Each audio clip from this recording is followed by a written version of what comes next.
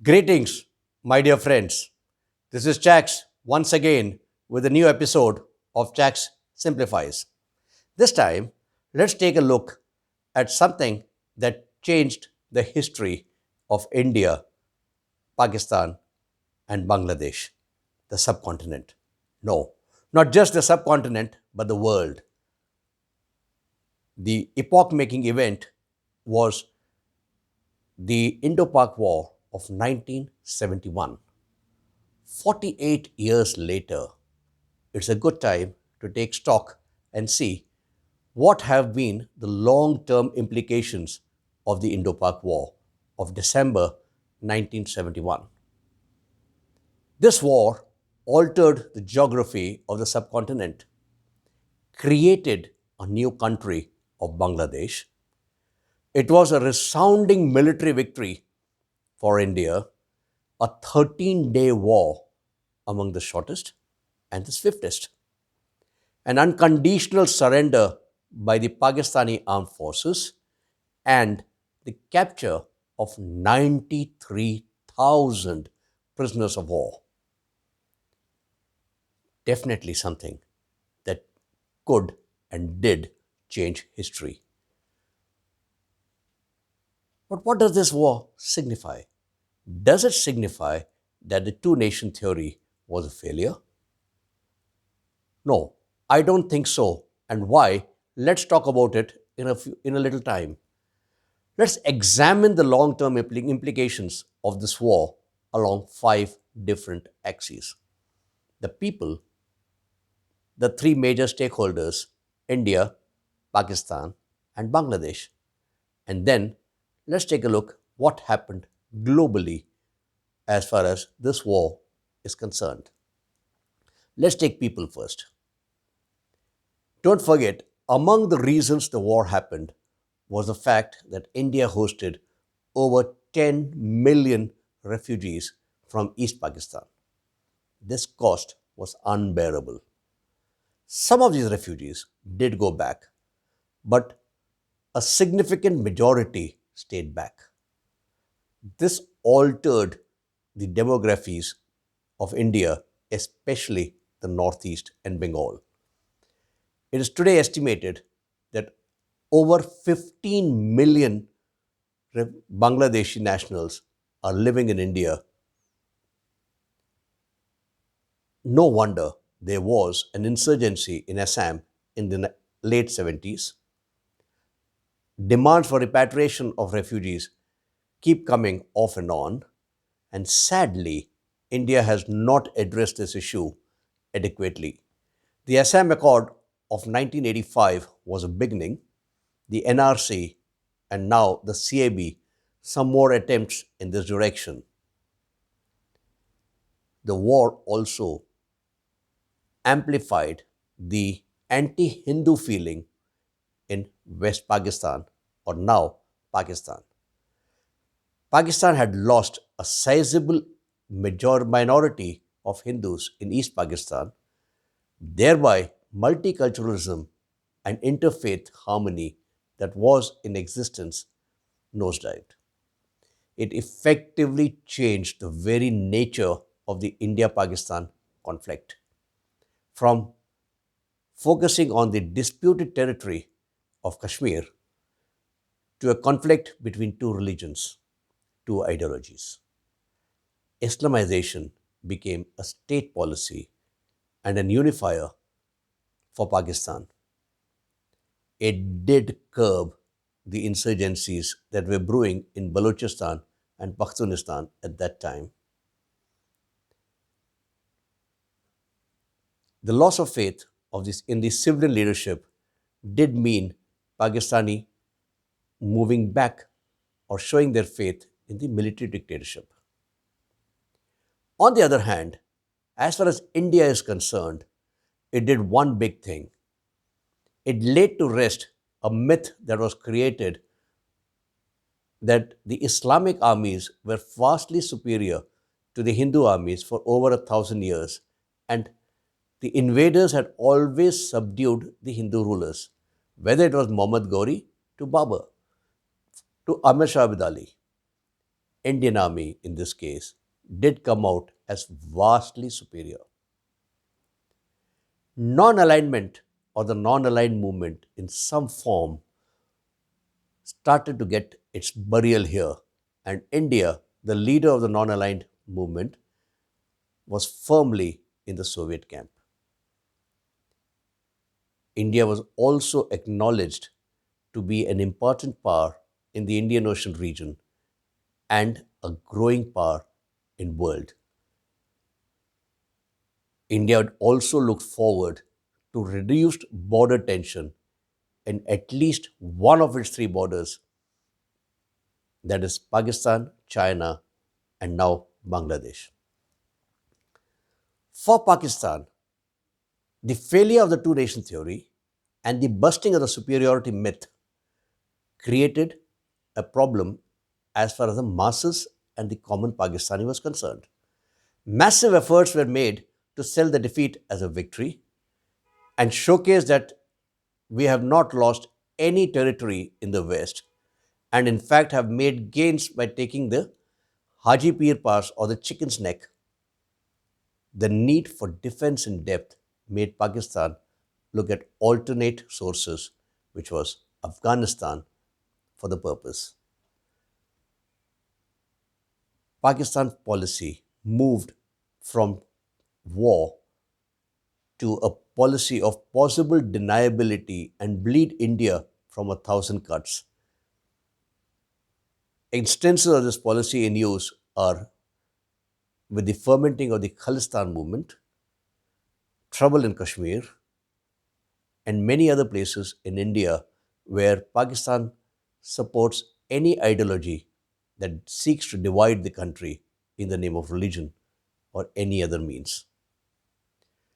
The realization that India cannot be defeated militarily made Pakistan look for force multipliers. It became a military Walmart for equipment and technology, from AWACS to submarines, to nuclear capable missiles, to nuclear weapons themselves. Pakistan was buying anything and everything it could find, and in fact, stealing it where required. Yes, there was consolidation and centralization because the entire country now became a nearly homogeneous piece as the West Pakistan or plain Pakistan. The population was more homogeneous and the east west balance was removed. Islamization began in real earnest in Pakistan, and Islamization became a part of their very raison d'etre for the country. The Soviet invasion of Afghanistan was a God sent opportunity to create non state actors, the jihadists. US actively connived in creation of the Taliban, the fighters who could go into Afghanistan and defeat the Soviet Union. Soviet Union did get defeated and a government was established in Afghanistan. However, these non-state actors who fell back to Pakistan had come from across the globe in the name of jihad. These actors were then used, whether it was in Kashmir or fomenting trouble, whether it is the parliamentary attack in 2001, Kargil in 1999, and our own 2611 at Mumbai. Post Afghanistan, the importance of Pakistan reduced. US progressively got disenchanted with the Pakistani leadership, leading to Pakistan to put all its eggs in one basket, China. The Chinese influence in Pakistani affairs grew by leaps and bounds. China is their all weather friend, whether it is arms or finance, whether it is creation of infrastructure or supporting it in various international fora. Let's take a look at Bangladesh. Bangladesh was a new nation born.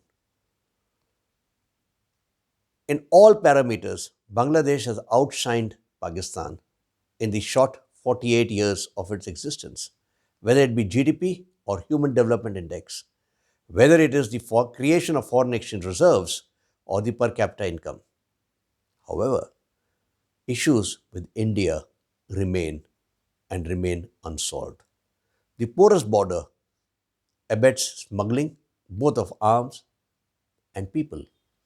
The continued influx of Bangladeshis into India creates different pressures of its own, changing demographies of the border states.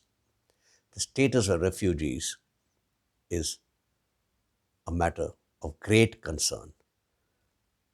Sharing of waters, persecution of Hindus have all added to this problem. Bangladesh today is also a haven for the ISI, Islamists and Jihadists, all active and exporting their own brand of terror. So, what happened globally? How did the Indo Pak War of 1971 affect all of us across the globe? The 71 War is remembered more for the fact that it dismembered Pakistan and created a new state. The security obsession of Pakistan and the realization that Pakistan cannot defeat India militarily led Pakistan to look at different avenues. Islamization was one such avenue. It was to be an unifying ideology, and Islamization did play and does play a major role in Pakistan's involvement across the globe. The Soviet occupation of Afghanistan was a God sent opportunity for the creation of the non state actor. The US obviously very actively connived with Pakistan in this case, and Pakistan became the launch pad for all the Taliban to go into Afghanistan and fight the Satan of the Soviet Union. The defeat of Soviet Union in Afghanistan was one of the reasons for collapse of the Soviet Empire and thereby ending the Cold War. The race to develop nuclear weapons to ensure its existence, the race to create what is called as the Islamic bomb, led Pakistan to connive with North Korea and actively exchange the centrifuge technology with the missile technology, especially of the medium range missiles, the delivery platforms for nuclear missiles. North Korea became a nuclear power,